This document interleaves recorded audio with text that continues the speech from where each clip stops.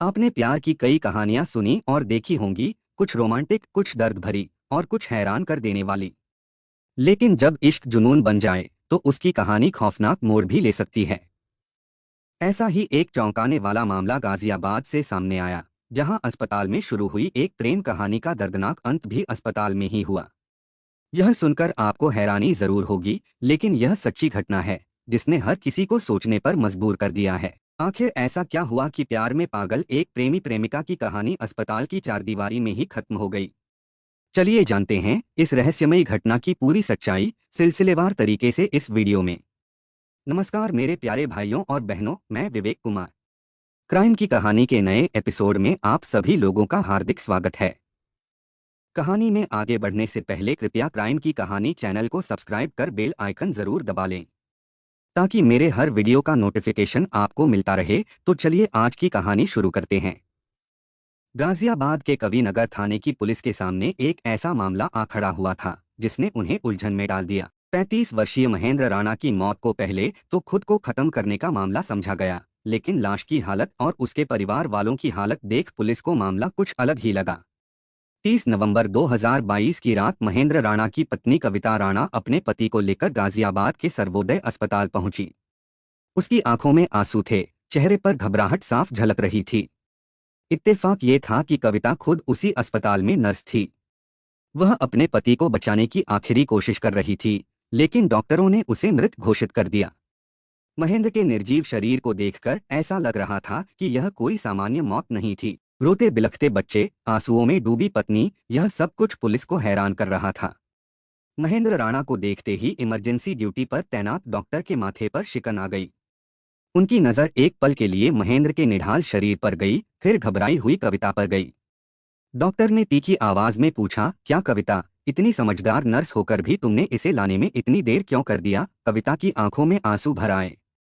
वह कांपती आवाज में बोली, सर मैं इनकी हालत देखकर घबरा गई थी, कुछ समझ ही नहीं आया कि क्या करूं। डॉक्टर ने गहरी सांस ली और स्थिति संभालते हुए कहा, ठीक है, अब फौरन वार्ड बॉय को बुलाओ और ऑक्सीजन लाने के लिए कहो। इसके बाद उन्होंने एक पल की देर किए बिना महेंद्र के सीने पर दोनों हथेलियां रखीं और तेजी से पंपिंग शुरू कर दिया। पूरे इमरजेंसी वार्ड में सन्नाटा छा गया था। हर कोई उम्मीद लगाए हुए था कि शायद महेंद्र की सांसें लौट आएं। डॉक्टर के सीने पर पंपिंग करते ही महेंद्र के मुंह से कुछ बाहर निकलने लगा। डॉक्टर का चेहरा एकदम संजीदा हो गया। उन्होंने चौंकते हुए कहा, अरे यह क्या, इसके मुंह में गुटखा भरा हुआ है, जल्दी आकर इसे निकालो। वार्ड बॉय तुरंत आगे बढ़ा और महेंद्र के मुंह से गुटखे की लुगदी निकालने लगा। इस पर कविता झुंझलाकर बोली, जी सर, यही तो सबसे बड़ी मुसीबत है। मैं इनको लाख समझा चुकी हूँ, लेकिन इनका गुटखा छूटता ही नहीं है। डॉक्टर ने गहरी सांस ली और कहा, ठीक है, तुम्हारा पति जल्द ही ठीक हो जाएगा। फिर उन्होंने सवाल किया, तुम्हारा पति और क्या क्या नशा करता है? डॉक्टर इलाज के साथ साथ अब महेंद्र की आदतों की पड़ताल भी कर रहे थे। आधी रात का वक्त था। अस्पताल की इमरजेंसी में हलचल कम थी, लेकिन जैसे ही कविता लड़खड़ाते कदमों से अपने बेहोश पति को लेकर गेट पर पहुंची, वहां मौजूद नर्स और स्टाफ चौंक गए। उनके चेहरे पर घबराहट साफ झलक रही थी। अरे कविता, क्या हुआ? किसी ने पूछा, लेकिन वह कुछ बोल नहीं पाई। जल्दी से सभी ने मिलकर महेंद्र को ऑटो से बाहर निकाला और स्ट्रेचर पर लिटा दिया। स्ट्रेचर के पहिए तेजी से घूमे और अगले ही पल महेंद्र को इमरजेंसी वार्ड में पहुंचा दिया गया। डॉक्टरों ने बिना देरी किए इलाज शुरू कर दिया। ईसीजी मशीन से जोड़ा गया, ऑक्सीजन लगाया गया और पंपिंग शुरू कर दी गई। कविता कांपते हाथों से मरीज की भर्ती का फॉर्म भरने लगी। उसकी आंखों से आंसू लगातार गिर रहे थे, लेकिन इस समय रोने का वक्त नहीं था। उसे उम्मीद थी कि महेंद्र ठीक हो जाएगा। डॉक्टर ने वार्ड बॉय की मदद से तेजी से बेहोश महेंद्र की नाक में ऑक्सीजन लगा दिया। इमरजेंसी जांच के लिए ईसीजी मशीन भी जोड़ दी गई, लेकिन स्क्रीन पर दिल की धड़कनों का कोई संकेत नहीं था। डॉक्टर का माथा हल्का सा सिकुड़ गया। उसने गहरी सांस लेते हुए महेंद्र के सीने पर दोनों हथेलियों से दबाव बनाना शुरू किया। हर बार जब वह पंपिंग करता, मशीन की स्क्रीन पर हल्की हरकत दिखाई देती, लेकिन जैसे ही वह रुकता, फिर सब कुछ सपाट हो जाता। कोई धड़कन नहीं, कोई हलचल नहीं। डॉक्टर के साथ साथ कविता भी कांपते हाथों से अपने पति की नब्ज टटोलने लगी, लेकिन कुछ नहीं, कोई गति नहीं, कोई हलचल नहीं। उसकी उंगलियां ठंडी पड़ती जा रही महेंद्र की कलाई पर थम गईं। धीरे धीरे उसने सिर उठाया और डॉक्टर की ओर देखा। आंखों में उम्मीद, दिल में दहशत थी। डॉक्टर ने भी उसकी तरफ देखा, लेकिन कहने को ज्यादा कुछ नहीं था। उसने भारी मन से बस इतना ही कहा, ही इज नो। कविता ने खुद को संभालने की नाकाम कोशिश किया। उसकी आवाज कांप उठी, समझ गई डॉक्टर साहब, और फिर वह फूट फूट कर रोने लगी। साथ खड़ी दूसरी नर्सें और स्टाफ ने उसे सहारा देकर पास की कुर्सी पर बैठाया। किसी ने उसके कंधे पर हाथ रखा, किसी ने पानी पकड़ाया, लेकिन इस वक्त किसी भी सांत्वना का कोई मतलब नहीं था। एक नर्स ने धीरे से कहा, कविता अब क्या कर सकती हो, उसकी जिंदगी यहीं तक थी। कविता ने सिर झुका लिया। जी डॉक्टर साहब, आंसू लगातार बह रहे थे, लेकिन वह जानती थी कि इमरजेंसी वार्ड में वह खुलकर रो भी नहीं सकती। साथी नर्सों ने उसके आंसू पोंछे, लेकिन कुछ ही सेकंड बाद फिर उसकी आंखें भर आतीं। वह दुपट्टे से बार बार आंसू पोंछती रही, सुबकती रही। कुछ मिनट तक वार्ड में सन्नाटा पसरा रहा। सिर्फ कविता की धीमी सिसकियों की आवाज गूंज रही थी। डॉक्टर ने गहरी सांस लेते हुए गंभीर लहजे में कहा, अस्पताल की फॉर्मेलिटी पूरी कर लो, डेथ सर्टिफिकेट बनवाने के लिए जरूरी है। मरीज की मौत आकस्मिक है और उम्र भी कम थी, कानूनी प्रक्रिया भी पूरी करनी होगी। डॉक्टर की बात सुनते ही कविता ने आंखें उठाईं, उसकी नजरें गुस्से और बेबसी से भर गईं। वह सिर हिलाते हुए बोली, नहीं डॉक्टर साहब, उतना सब करने की क्या जरूरत है। मरने वाला हमें छोड़कर चला गया, मेरे बच्चों को अनाथ बना गया। अब ये सब कागजी कार्रवाई क्यों, क्या इससे वह लौट आएगा। कहते कहते उसकी आवाज फिर टूट गई। उसने अपना चेहरा दुपट्टे में छिपा लिया और फूट फूट कर रोने लगी। डॉक्टर ने गहरी सांस लेते हुए नरम लहजे में समझाया, देखो कविता, अस्पताल का रूल तो तुम्हें भी मालूम है, वो तो पूरा करना ही होगा। लेकिन कविता ने तेजी से सिर हिलाया, नहीं, अगर हम वो सब करेंगे तो पुलिस पोस्टमार्टम करवाएगी। मैं नहीं चाहती कि मेरे पति की मरने के बाद चीरफाड़ हो जाए। उसकी आवाज कांप रही थी, आंखों में डर और दर्द एक साथ झलक रहा था। डॉक्टर ने धैर्य से फिर समझाया, लेकिन बिना पोस्टमार्टम के अस्पताल प्रशासन लाश को यहाँ से बाहर नहीं जाने देगा और श्मशान तक पुलिस तुमसे सवाल जवाब करेगी। यही सब करने के लिए ही नियम और कानून बने हैं। तभी इमरजेंसी वार्ड में सीनियर डॉक्टर आ गए। उनके साथ कुछ और डॉक्टर और अस्पताल के प्रशासनिक अधिकारी भी थे।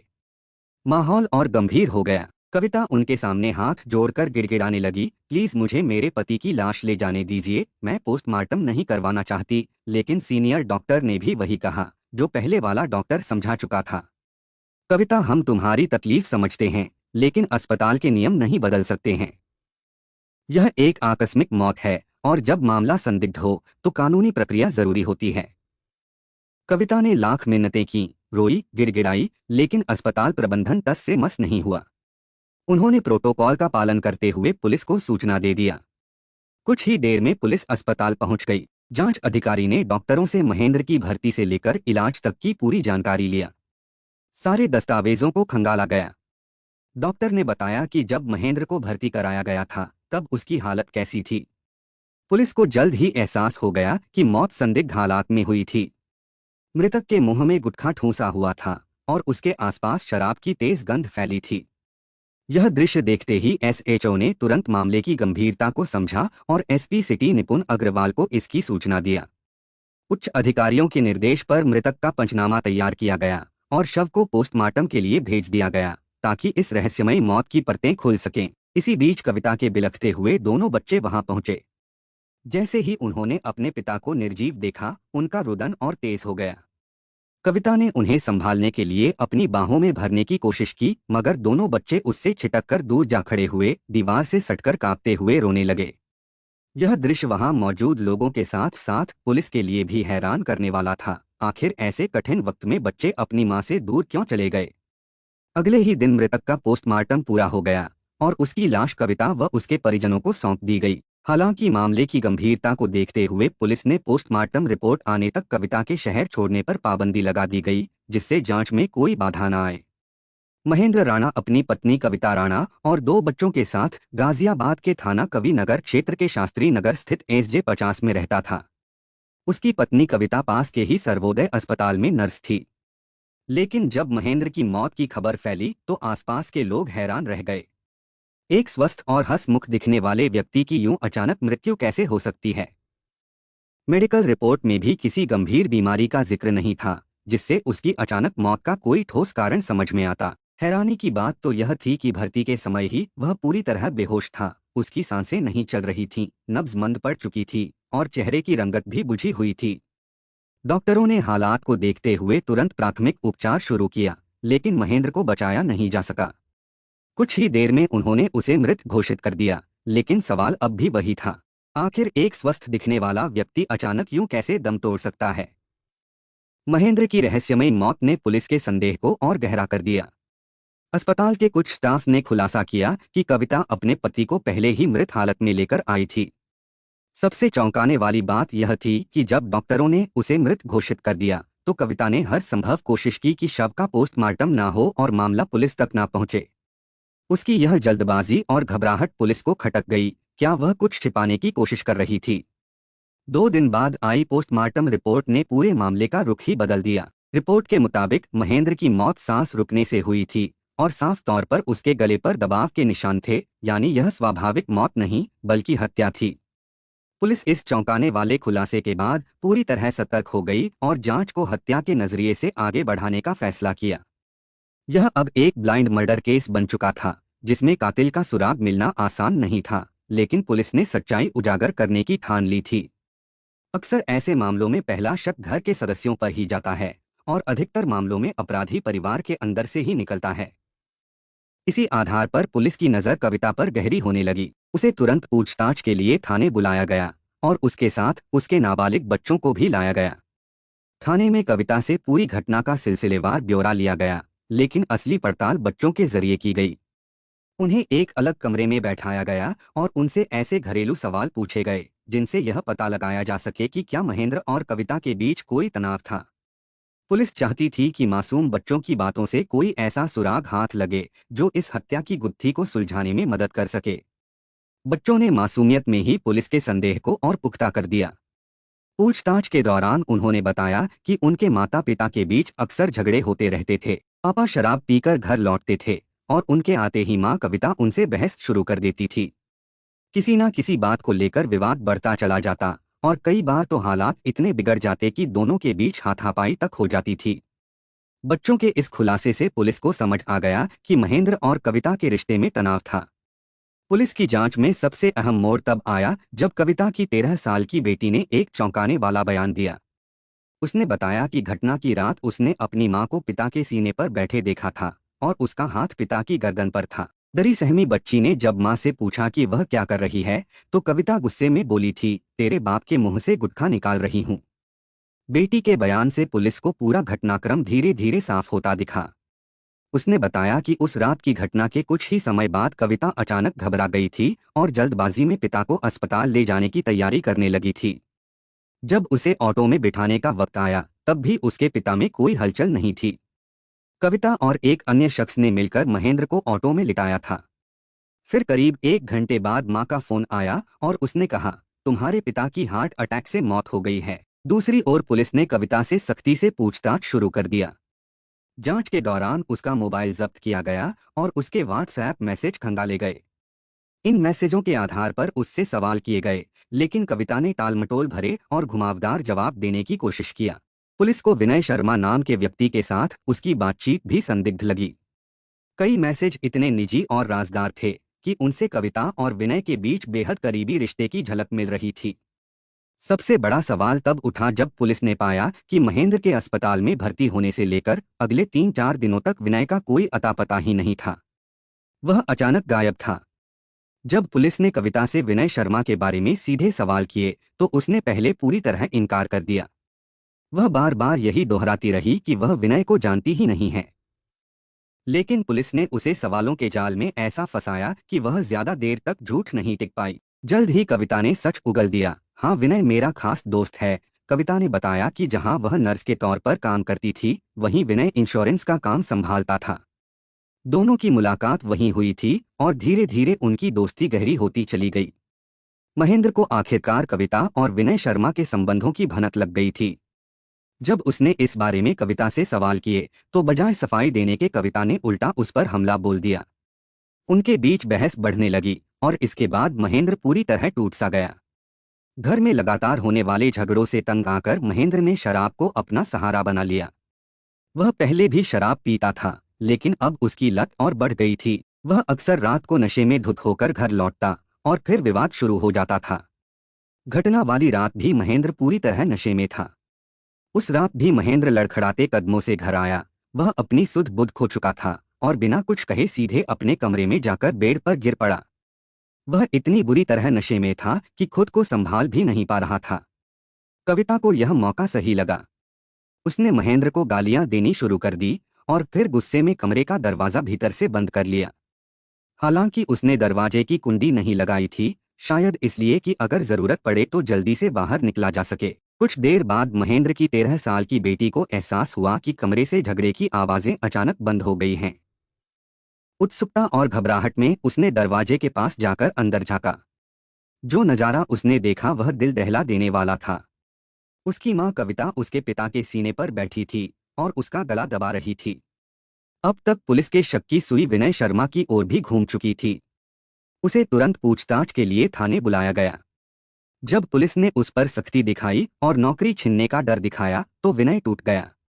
उसने कबूल किया कि उसका और कविता का प्रेम संबंध था। वे अक्सर मुलाकात करते थे और फोन पर घंटों बातें करते थे। लेकिन जब पुलिस ने उससे महेंद्र की मौत के बारे में पूछा तो उसने साफ इनकार कर दिया। विनय ने घबराते हुए कहा, मैं कविता से प्यार करता था, लेकिन मुझे महेंद्र की मौत के बारे में कुछ नहीं पता है।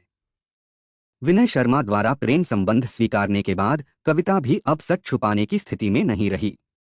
उसने पुलिस के सामने कबूल किया कि वह विनय से बेहद प्यार करती थी। लेकिन उनकी गुप्त रिश्ते की पोल जब महेंद्र के सामने खुली तो घर में रोज झगड़े होने लगे।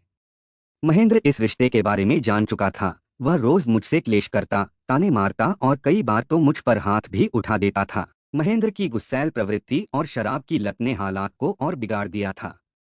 वह नशे में चूर होकर कविता से झगड़ता और कभी कभी मारपीट तक करने लगता था। पति की रोज रोज की लड़ाई और मारपीट से तंग आकर कविता अब उससे छुटकारा पाना चाहती थी। महेंद्र की शराब की लत और हिंसक स्वभाव ने उसकी सहन शक्ति खत्म कर दी थी। एक दिन जब वह पूरी तरह टूट चुकी थी तो उसने अपनी दिल की बात विनय से कह दिया। कविता ने विनय को बताया कि वह महेंद्र के साथ अब और नहीं रह सकती है। उसकी रोज की मारपीट और ताने अब बर्दाश्त से बाहर हो चुके हैं। विनय ने पहले तो उसे समझाने की कोशिश की, लेकिन जब कविता ने महेंद्र की शराब पीने की लत का जिक्र किया तो विनय ने एक खौफनाक सुझाव दे डाला, अगर वह तुम्हारी जिंदगी में बाधा बन रहा है तो उसे हमेशा के लिए रास्ते से हटा दो। यही वह पल था जब हत्या की योजना बनी। विनय ने जब कविता को हत्या के पीछे का दोहरा फायदा बताया तो मानो उसकी आंखों में लालच की चमक आ गई। विनय ने समझाया, अगर महेंद्र मर जाता है तो तुम्हें दो फायदे होंगे। पहला, तुम इस शराबी और हिंसक पति से हमेशा के लिए छुटकारा पा जाओगी। दूसरा, उसकी इंश्योरेंस पॉलिसी का पैसा तुम्हारे हाथ आ जाएगा और इसे क्लेम करवाने में मैं तुम्हारी मदद करूंगा। बस यही वह लालच था जिसने कविता को कातिल बना दिया। उसने तय कर लिया कि अब महेंद्र को रास्ते से हटाना ही है। घटना वाली रात जब महेंद्र शराब में धुत होकर बेड पर पड़ा था, कविता ने उसके सीने पर बैठकर दोनों हाथों से उसका गला दबा दिया। महेंद्र की सांसें रुकने लगीं, उसका शरीर तड़पने लगा, लेकिन शराब के नशे में डूबे होने के कारण वह ज्यादा संघर्ष नहीं कर सका। जब वह पूरी तरह निढाल हो गया तो कविता ने उसका मुंह गुटखे से भर दिया ताकि लगे कि वह नशे की हालत में दम घुटने से मरा है। हत्या को अंजाम देने के बाद कविता ने सोची समझी चाल चली। वह महेंद्र को उसी अस्पताल में ले गई जहां वह नर्स के तौर पर काम करती थी। उसका इरादा साफ था, वह अपने परिचित डॉक्टर से महेंद्र की मौत का कारण हार्ट अटैक लिखवाने की कोशिश करेगी। लेकिन कविता की चाल कामयाब नहीं हुई। जैसे ही डॉक्टर ने महेंद्र की हालत देखी, उन्हें संदेह हुआ। शरीर पर किसी भी हार्ट अटैक जैसी कोई स्पष्ट निशानी नहीं थी, लेकिन गला दबाने के संकेत साफ थे। डॉक्टर को शक हुआ कि यह स्वाभाविक मौत नहीं है, बल्कि हत्या का मामला हो सकता है। उन्होंने तुरंत पुलिस को इसकी सूचना दे दिया। यहीं से कविता की साजिश पर पहला वार हुआ। जांच के दौरान पुलिस को कविता के मोबाइल से व्हाट्सएप चैट और ऑडियो रिकॉर्डिंग मिली, जिनमें उसकी और विनय की बातचीत छुपी हुई थी। इन्हीं सबूतों ने इस ब्लाइंड मर्डर केस की गुत्थी को पूरी तरह सुलझा दिया। विनय शर्मा ग्रेटर नोएडा के कुड़ी खेड़ा गांव का रहने वाला था। पूरी जांच पड़ताल के बाद पुलिस के पास पक्के सबूत थे। कविता ने अपने पति की हत्या की थी और विनय इस साजिश में उसका साथी था। पुलिस ने कविता को हत्या का आरोपी बनाया और विनय को हत्या की साजिश रचने का दोषी ठहराया। दोनों को गिरफ्तार कर लिया गया और कड़ी पूछताछ की गई। जब पुलिस ने सबूतों और गवाहों के सामने कविता और विनय को पेश किया तो उनके पास सच कबूलने के अलावा कोई रास्ता नहीं बचा। अंततः दोनों को कोर्ट में पेश किया गया, जहां से उन्हें जेल भेज दिया गया। इस तरह एक लालच, प्रेम और हत्या की साजिश का पर्दाफाश हुआ, जहां एक पत्नी ने अपने प्रेमी के साथ मिलकर अपने ही पति की निर्दयता से हत्या कर दी, लेकिन आखिर में कानून के शिकंजे से बच नहीं सकी। कहानी को लास्ट तक सुनने के लिए आपका धन्यवाद। इस कहानी के बारे में अपनी राय कमेंट करके ज़रूर बताइएगा और ऐसी ही अपराध की सच्ची कहानियों के लिए हमारे चैनल क्राइम की कहानी को सब्सक्राइब कर लीजिए। कहानी को लाइक और शेयर ज़रूर करें। धन्यवाद।